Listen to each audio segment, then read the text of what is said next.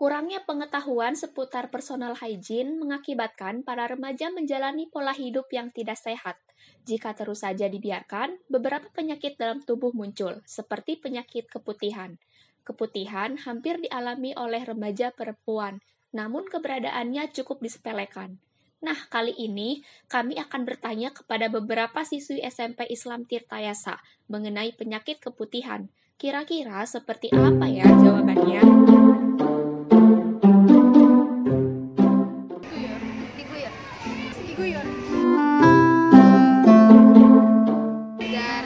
Dari keran itu ke bak. Oh, dari bak ya berarti. Iya, dari keran.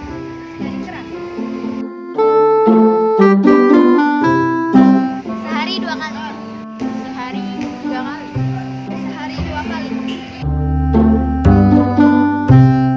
Iya tahu, pernah. Nggak tahu tapi pernah. Nggak tahu tapi pernah sih.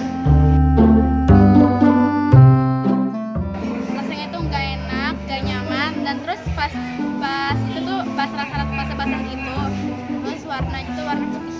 Rasanya tuh nggak nyaman, warna putihnya bening. Kalau yang dirasa tuh nggak nyaman, kayak ada yang basah, terus warna putih, warna bening gitu. Baru dengar, terus kayaknya bahaya juga sih buat kedepannya. Baru tahu sih, soalnya baru dengar juga. Kalau misalnya bahaya kayaknya bahaya sih kalau misalnya terus menerus kayak gitu. Kurang tahu sih, baru dengar juga, tapi nggak tahu bahayanya. Ya udah sih dibiarin aja, soalnya males juga ngegantinya. Dibiarin aja sih soalnya kadang suka ya biasa aja. Dan celana dan memasukkan intim dengan sabun kasih juga. Jawaban yang beragam dari para siswi SMP Islam Tirtayasa membawa rasa penasaran kami untuk bertanya langsung kepada ahlinya. Ya, beliau bernama Dr. Lukman Abdullah, Ketua Jurusan Pendidikan Dokter Untirta. Jawaban beliau dapat memotivasi kita untuk terus menjaga kebersihan organ intim dan menjaga pergaulan loh. Mari kita simak bersama-sama. Halo semuanya, pada kesempatan kali ini kami dari kelompok 8 akan membahas mengenai penyakit keputihan. Pertama-tama, perkenalkan nama saya Niki Putri Wijaya. Nama saya Siti Nuryana. Nama saya Sakiratul Ayu. Nah, saat ini kami sedang bersama dengan salah satu ketua jurusan pendidikan kedokteran Untirta, yaitu Dr. Lukman Abdullah. Selamat pagi, Pak. Selamat pagi. Baiklah, langsung saja kami akan mempertanyakan soal penyakit keputihan kepada Dr. Lukman. Yang pertama, apa sih Pak penyakit keputihan itu? Keputihan itu sebenarnya istilah awam dari sebuah penyakit yang tandanya adalah cairan putih yang ada di organ intim atau organ kelamin pada wanita. Muncul pertanyaan dari salah satu siswa dari SMP Islam Tirtayasa. Mengapa sih Pak? Kenapa disebut sebagai penyakit keputihan? Penyakit keputihan itu diistilahkan, jadi tadi saya katakan itu istilah awamnya atau istilah populernya keputihan. Kalau di istilah medisnya kita mengenal dengan istilah flor albus. Jadi alba itu atau albus itu kan putih artinya. Dan penampakannya cairan yang ada di organ intim perempuan tersebut warnanya putih, makanya disebut keputihan. Lalu untuk keputihan ini itu sendiri kenapa sih Pak bisa terjadi? Kenapa gitu Pak? Ada faktor lain kah gitu? Keputihan bisa normal, bisa enggak. Keputihan itu wajar terjadi. Keputihan itu tanda dari keberadaan sejenis jamur yang memang dia secara normal ada di situ. Tadi sudah berbicara tentang keputihan yang normal. Nah, saya ingin bertanya bagaimana hal apa yang membedakan antara keputihan normal dengan keputihan abnormal? Nah, ini bagus pertanyaannya karena keputihan ada yang normal, ada yang tidak. Keputihan yang normal cenderung tidak terlalu berbau, kemudian warnanya putih. Dan tidak tidak menimbulkan gejala-gejala gangguan pada organ kewanitaan atau area reproduksi. Tetapi manakala disertai dengan rasa gatal, rasa panas, rasa nyeri, baunya bau busuk, warna keputihannya berubah menjadi kecoklatan atau kekuningan, atau bahkan bercampur darah, itu kemudian kita sebut ya tidak normal lagi. Ini cenderung keputihan yang patologis.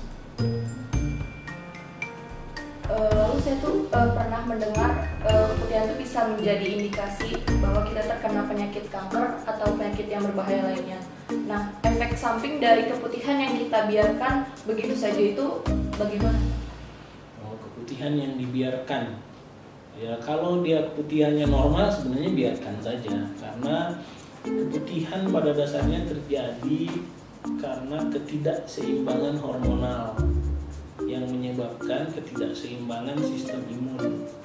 Karena ketidakseimbangan sistem imun, maka overgrowth dari Candida albicans tadi terjadi. Jadi tidak cukup antibodi yang menahan populasi Candida albicans tetap pada normalnya. Kalau keputihannya normal biarkan saja.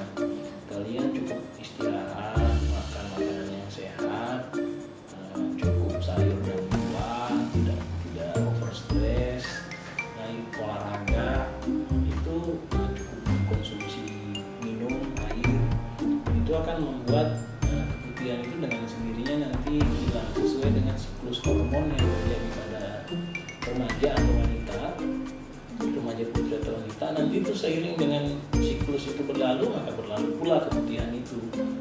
Nah, tapi bagaimana kalau keputihannya abnormal, tidak normal atau patologis?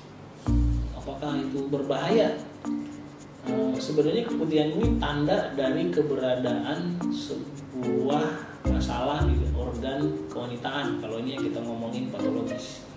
Tadi disinggung soal kanker serviks misalnya, terjadi peradangan di area serviks. Salah satunya terjadi perdarahan, ruptur area serviks karena dia lebih rapuh. Nah ini akan bercampur dengan sistem kekebalan tubuh kita di sana, makanya akan terjadi pus atau nanah, yang kita sebut nanah. Baunya pasti busuk, warnanya juga agak putih, biasanya kekuningan atau coklat. Jangan dibiarkan yang seperti itu, karena itu sebenarnya bentuk tanda bahwa kita harus segera mencari pertolongan. Banyak sekali penyebabnya keputihan yang patologis, banyak sekali penyebabnya, sehingga jika sudah terjadi tanda-tanda yang seperti tadi Bapak sebutkan, ada bau, ada warna yang berbeda, ada perasaan panas, nyeri, gatal dan sebagainya, ini sebaiknya dikonsultasikan dengan ahlinya. Ini Pak mau nanya, sebenarnya kalau kita membersihkan organ intim menggunakan sabun pembersih seperti misalnya sabun biru, itu sebenarnya baik atau tidak, Pak? Salah satu, sebelum saya jawab baik atau tidaknya, saya coba buat pengantarnya. Salah satu hal yang harus dijaga di organ kewanitaan atau sebenarnya bagian kulit kita adalah keseimbangan mikrobiomnya, atau kita sebut human microbiome. Human microbiome ini salah satunya ada jamur. Kalau kita mengganggu kondisi kehidupan yang ada di organ intim atau area reproduksi, maka nanti akan mengganggu keseimbangan lingkungan di situ. Sehingga kalau kita menggunakan sabun misalnya, perhatikan pH-nya. Ya, perhatikan antiseptik yang terkandung di dalamnya. Kalau antiseptik itu misalnya berpeluang membunuh flora normal atau human microbiome normal yang ada di tubuh kita, berarti nanti berpeluang mengganggu keseimbangan makhluk-makhluk kecil yang ada di situ. Kalau keseimbangannya terganggu, maka nanti besar kemungkinan terjadi masalah. Sehingga untuk bisa menjawab tadi itu akan relatif jawabannya. Nah, cairan atau sabun pembersih yang dimaksud tadi ini, kandungannya kita harus tahu dulu.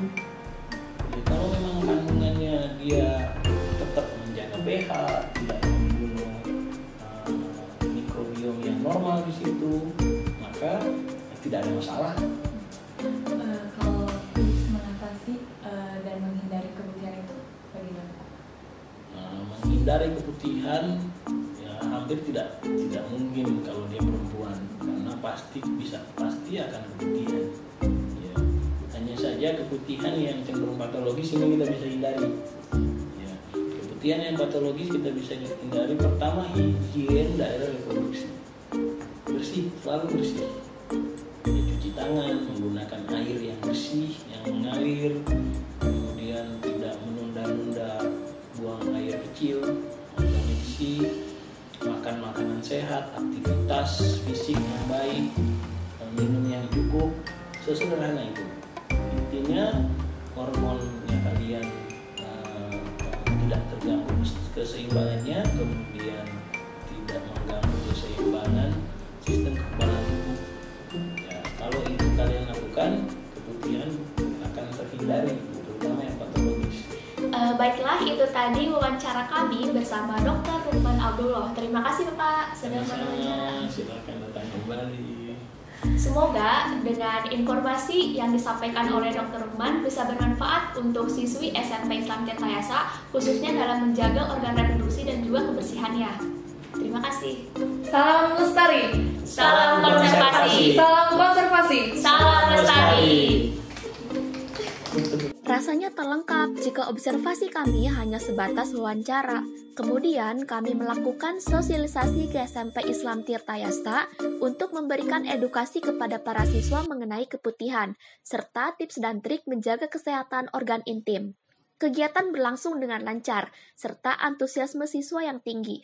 Tak ketinggalan, kami membawakan permainan di sela-sela kegiatan dan permainan janji siswa agar siswa berjanji dalam dirinya untuk selalu menjaga kesehatan organ intim di dalam secarik sticky notes dan ditempelkan di papan tulis.